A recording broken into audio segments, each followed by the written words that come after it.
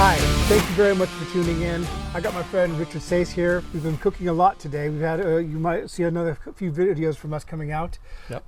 Now we're going to be doing one that's from my new book, which is the Curry Guy BBQ, and it's called Chicken Sali.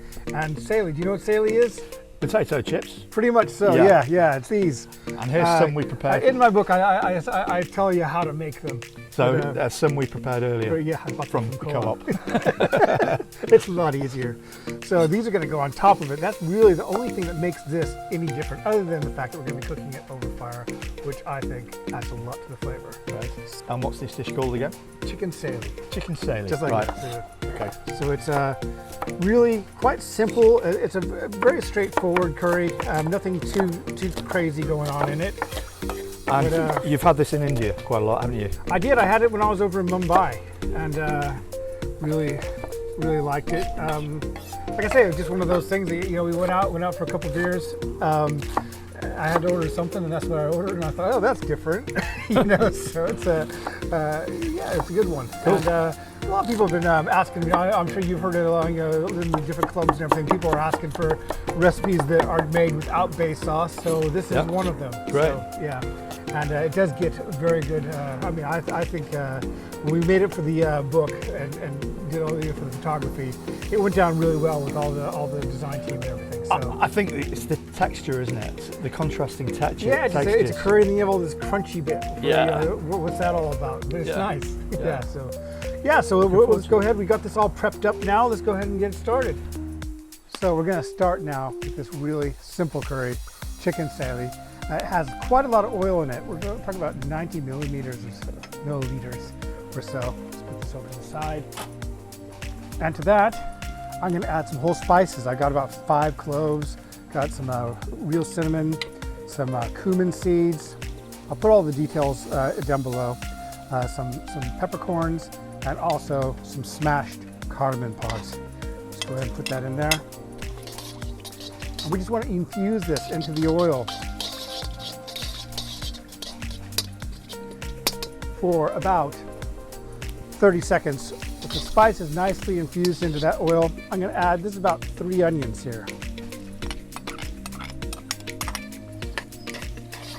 And we're going to let these onions cook for about 8 to 10 minutes. So you want to brown them, so they want to be kind of almost like a golden brown.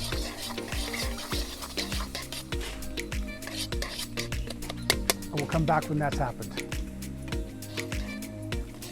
There you go, Dan. Oh, cheers. No, nice one. Cheers.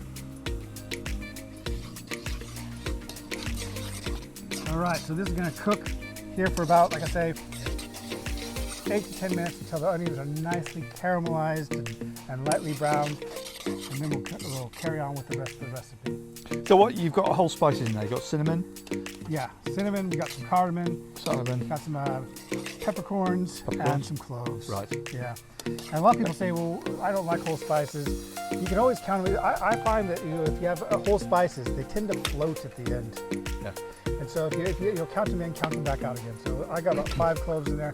You don't want to bite into a clove, which I don't think is all that bad of a thing. But if you don't like that, count them in. Make sure you count them back out again. You'll be fine. Yep.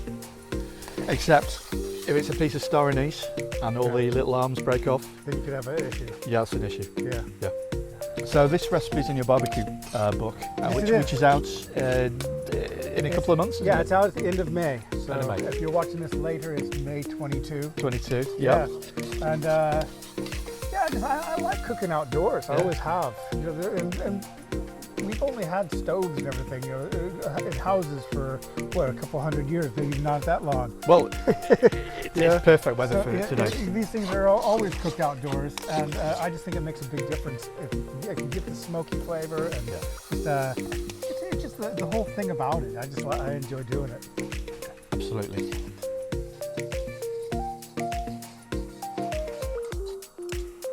All right, so these onions are going really nicely now, nicely browned and caramelized.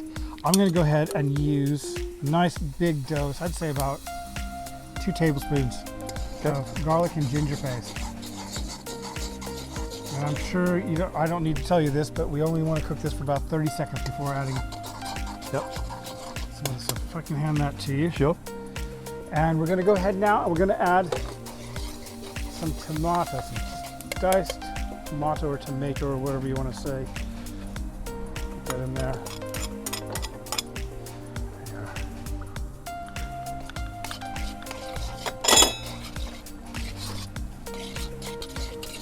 And we're really just letting that cook down a little bit. You can go ahead and start putting the spices in because it's not going to make any real difference. You can feel the heat It's hot. coming right up. It's coming right up there. So it's looking good. Okay, so I'm going to add about a half a teaspoon now of turmeric. And I got a couple of teaspoons there of chili powder. Well, that vibrant red you get with It's so Kashmiri nice, chili. isn't it? It's really nice. Beautiful colour. Okay, and that looks like coriander to me. A couple teaspoons of coriander and a couple teaspoons of cumin.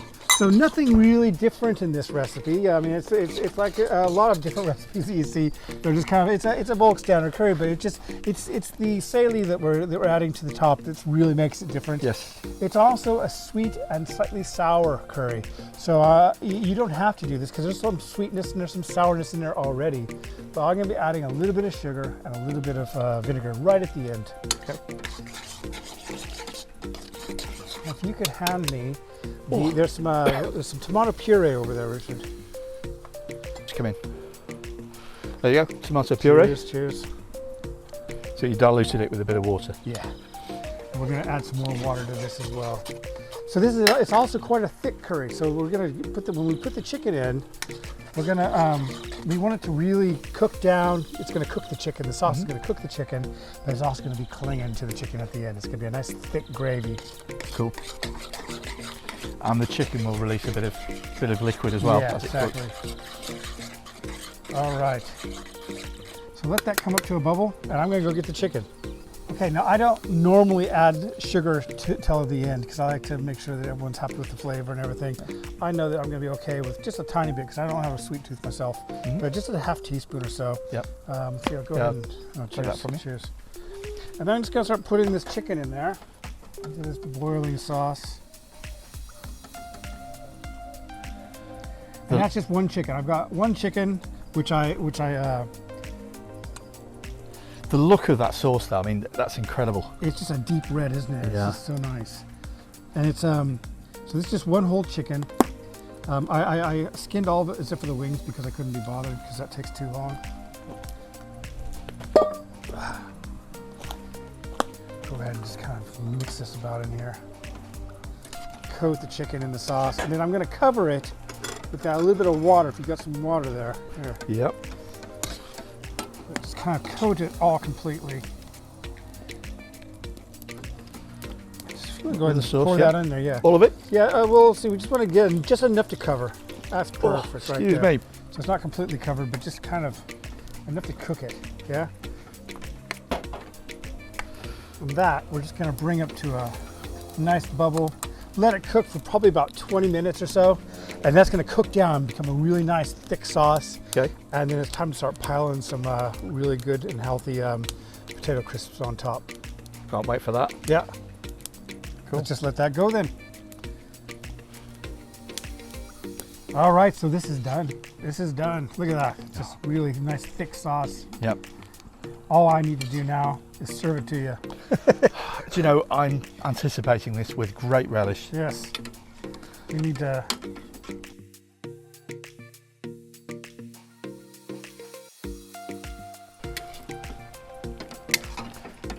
There's something about standing over an open fire, Open fire. with a fire, stirring. makes it so It's nice, like doesn't it? you feel in control. You know what? I said it was finished, but you keep stirring. I forgot something. I wonder what he's forgotten.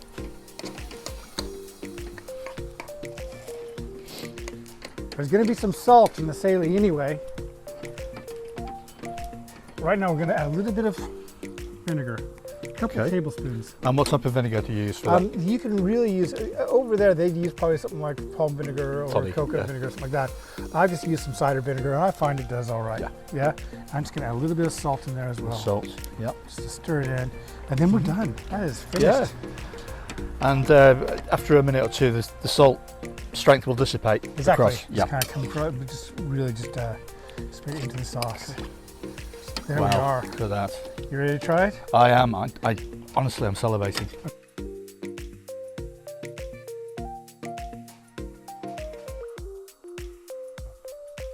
Use the fingers here.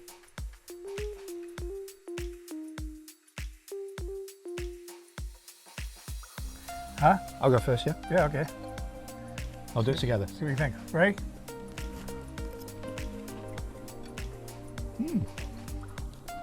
What do you think? Really nice. I mean, chicken, really nice. The chicken is very tender. What I like the most about this is the crunchiness of the potato chips.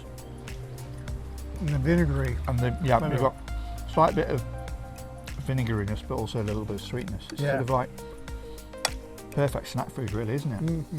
If you want like a chicken curry, but you want something a little bit different, this is something to go for. Very impressive. More of that. I will. Thank you very much. Anyway, it's been great having you here today, Richard. Thank you. And thank you very much for having me. Yeah. Thank you very much for watching. And let's have a few more beers, shall we? Yeah, I think we should do that. Yes, I Cheers. think we deserve it today. See you next time.